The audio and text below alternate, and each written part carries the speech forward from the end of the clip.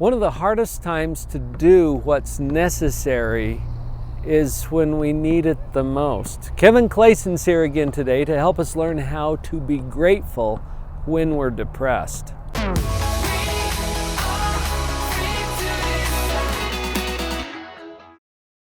Anytime I have a topic that's related to gratitude, I always think of my friend, Kevin Clayson. Thanks, Dr. Kevin, Paul. thanks for being here. Kevin is the author of Flip the Gratitude Switch. And he showed up for another episode where we talked about gratitude. You can link to it right up there and see what that conversation was all about. He was also on my podcast, Live on Purpose Radio. You can link to that down there in the description and get more of this. And if you want more of Dr. Paul, it's real simple. You just buy the book, and there's this really magical testimonial on the back from this guy. Well, I love what you're doing. Thank you, Kevin. And it makes a huge difference. Like we talked about in that other video, gratitude is so important to our joy, which affects every aspect of life. You think about how your work would change, how your marriage or your parenting responsibilities or whatever it is would change if you had a higher level of joy and gratitude in your life. Changes the game. Well, you know what? Huge. There's a quote that I love from somebody that I greatly respect, and his name's David Bednar.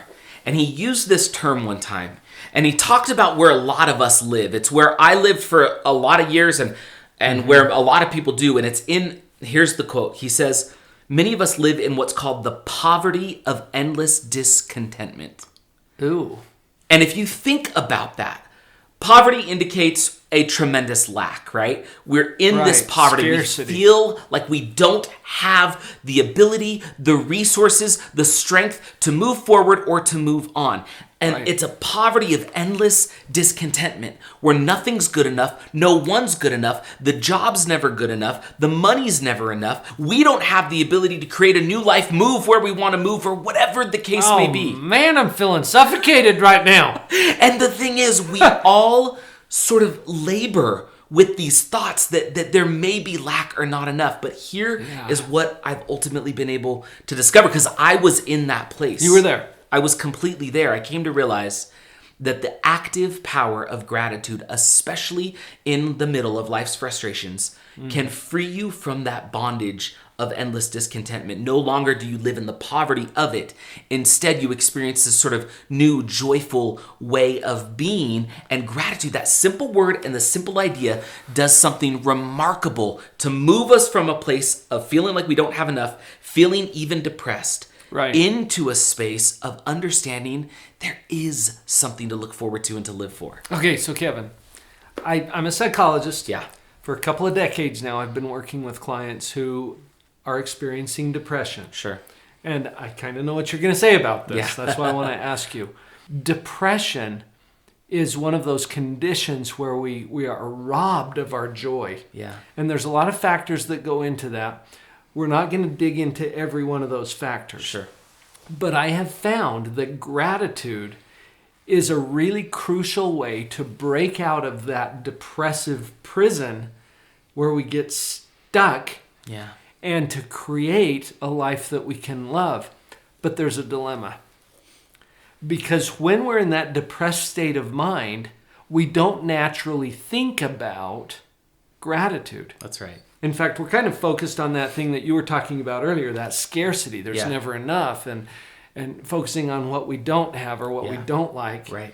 And that fuels the depression. So we know that gratitude helps depression. How do you achieve a state of gratitude while you're depressed? I'm so glad you asked that question, because it's literally the entire reason I wrote that book.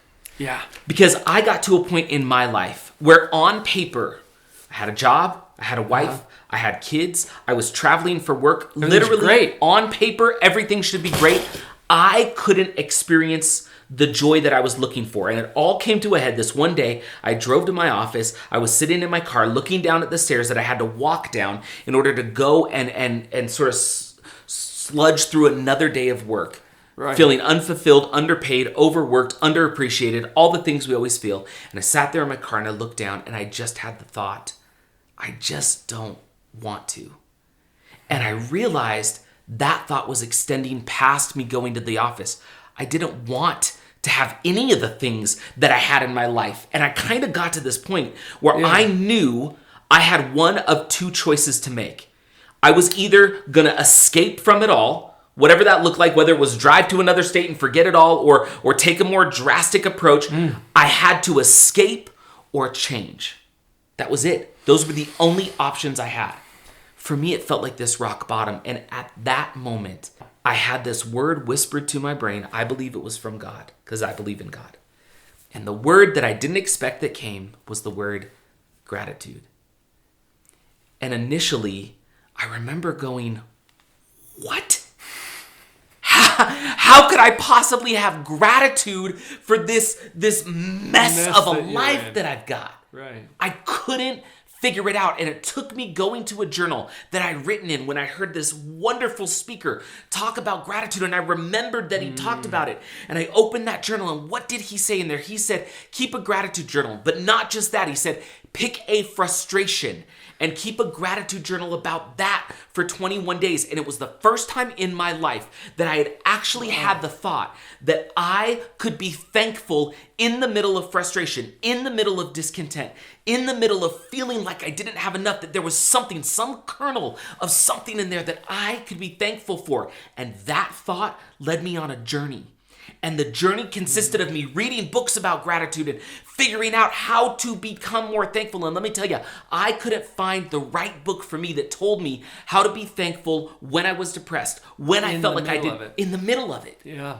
And so as I went through this process, I started to write it down. And I ultimately created this little 4-step formula that I call Flip the Gratitude Switch, which is how you take tiny little moments of frustration in the middle of depression and do something, this conscious process where you can change a moment that can shift the trajectory of your life. Yes. This tool is powerful. Is that something you could share with us here today? I would love to. I thought you might. So Flip, right? It's actually an acronym, right? Yes. And so the crazy thing was I started to go through some stuff where I was trying to find a way to be thankful in my frustrations.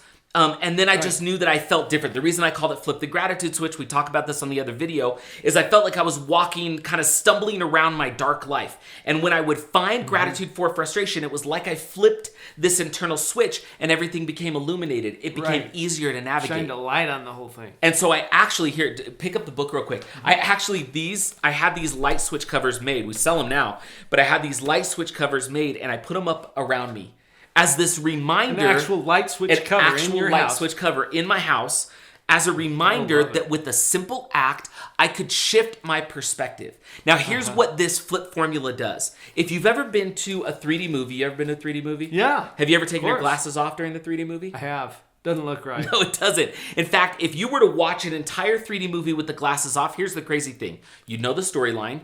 You'd know who the main character was. You'd know what happened. The love scenes would be in the same spot. The music would be the same. The action sequences would be the same film. Same exact film. But your perspective and therefore experience of it shifts drastically when you put these glasses on, right? Yeah. So this 4-step formula, what it does is it puts a set of gratitude glasses on that allows you to view the life you have differently. And then here's the cool thing. Over time, when you practice this formula, those glasses turn into LASIK. It's like it becomes this constant new way to view the world around you because it rewires your brain. You've rewired the equipment. And so it's like LASIK. It's like LASIK for the soul. And so here's the 4-step formula. Okay. It starts with F, right? F is you find the frustration. So flip the gratitude switch. FLIP is the formula. You find the frustration. Find the frustration. That's not going to be hard. No, that's pretty easy to do, right? I mean, just look for the pain. Man. So you find something that frustrates you. It could be something little. Okay. A guy cuts you off on the freeway. You stub your toe on the bed. You hit your head as you're getting into your car. You go to your favorite restaurant and they're out of your favorite meal. It could be a whole... Anything. Stuff happens. Stuff happens. And here's the key. I want you to practice this with the seemingly insignificant frustrations that crop up throughout the day, because those seemingly insignificant frustrations, they will compound and make you think that you're in this poverty of endless discontentment. If you can figure this out with the little stuff and begin to rewire your brain, the big stuff will come, okay? So what you do is you find that frustration. The moment it happens, and you say, okay, here's the question you ask. Why am I frustrated? And I know that seems super simple and intuitive.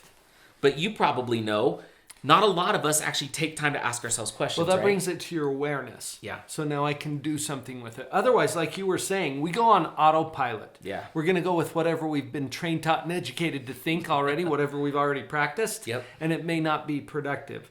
So that's stopping the pattern. Yep. It interrupts it long enough for you to say, hey, why am I frustrated? Then you're in a place that I call metacognition, where you're thinking about your thinking. See, he's smarter. I don't know that word, so he's just way smarter. Hey, we make up words in psychology. It makes us feel smart.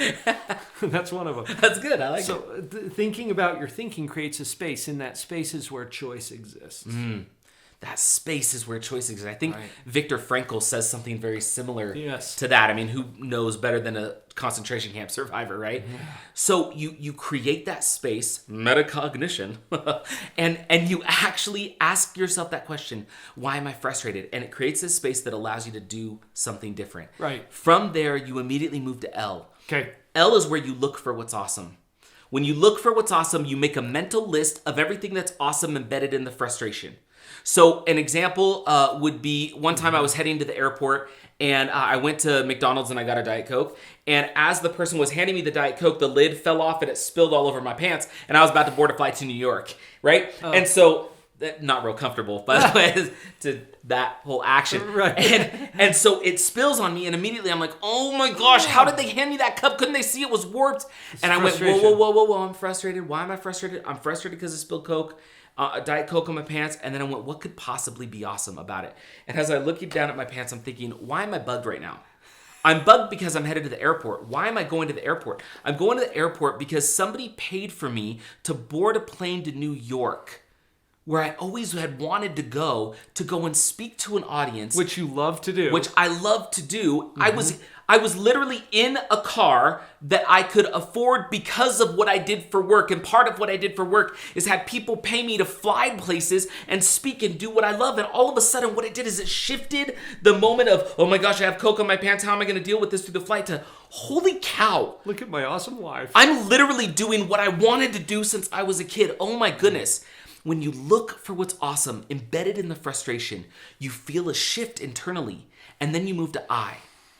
Okay. I is where you initiate, and a lot of times when I go speak to high schools and middle schools, I tell them to install gratitude, because we all have iPhones or smartphones, right? Right. And if you think about the App Store, right, something that you want, it could be nebulous, it's not tangible. You go and you search it, and then you hit a little button, and then it comes down from outer space, and then you have a billion levels of Candy Crush, right? And it installs on your phone. Right. It takes something that isn't tangible and it makes it tangible. And so my question is always, what is the App Store of our life? Where do we go and search for things that we want to make real? And the answer is it's language.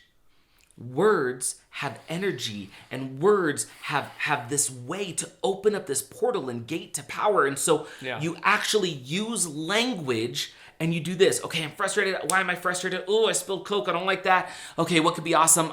I spilled Coke because I'm in my car on the way to the airport. I have this awesome job. I love what I do. And now you use language. And you actually use these. It may seem cheesy, but I'll tell you something. It shifts. You say, I am so thankful for, and then you list everything that was awesome embedded in that frustration. And here's what happens. Wow. If you go through and you say, oh, I'm so thankful for this job I have.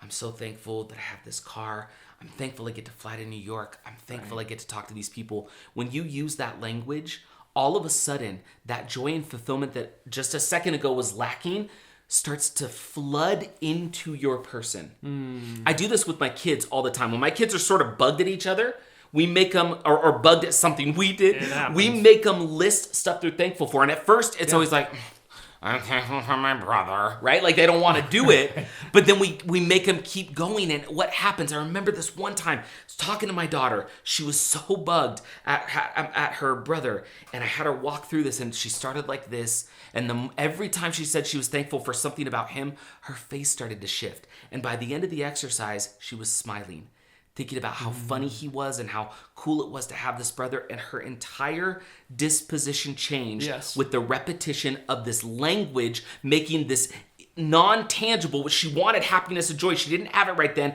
It became real and tangible for her. And what happens is you find the frustration, you look for what's awesome, you initiate or install gratitude by using language and expressing gratitude for the thing that was awesome embedded in the frustration. And what happens is you immediately move to the fourth step, which is P, which is what I call power up with Grati-FUEL, because I think gratitude fuels life. Okay, power up with Grati-FUEL. Because what happens is your body releases these chemicals, your brain shifts, you start to feel different, and you feel this new energy, and it powers you forward. And I say the reason it's power up with Grati-FUEL is it kind of lifts you, you power up, you power forward, and then here's the thing. That fuel carries you right until the next tiny, seemingly insignificant frustration. Because it's going to happen. It's going to happen, and then you just wash, rinse, repeat. Find the frustration, look for what's awesome, initiate or install gratitude, power up with Grati-FUEL, let it move you forward. And what that does is now these tiny little frustrations in a moment, you can shift them and shift the trajectory of that moment, which can shift the trajectory of your day. You change enough days, you change weeks, enough weeks, they turn into months, months turn into years, years turns into lifetimes. You can shift. That's why on the book, the subtitle is A Simple Formula to Change the Trajectory of Your Life. Because that, my friends, that is what gratitude has the ability to do for you. Even when, and maybe especially when, you're depressed. Absolutely. Or frustrated or stuck. That's right. In that prison place. Wow. We're liberating some people today at Live on Purpose TV. Well, and I just want, thank you. If you're out there and you are feeling depressed, first of all, just know that, I get it. I know Dr. Paul gets it. Yeah. And I know there's people around you right now that love you, that get it. And so while it can feel difficult, while it can feel overwhelming, I will promise you, because I was you and in that place, I will promise you, if you will take one seemingly insignificant frustration and you'll go through this process. Just try it. Yeah. And listen, if you don't have the means to get a book, put my email on this video. I will email you a copy of the audio or the physical book or whatever you want. If it can help you, if you're in a place where you need something, there are resources for you, and I'm happy to play a small part in that. Thank you, Kevin. You bet. And thank you for being here. Share this with someone. I think one of the things I enjoy the most about doing these videos is just having a chance to interact with you. Thank you for your comments and for subscribing.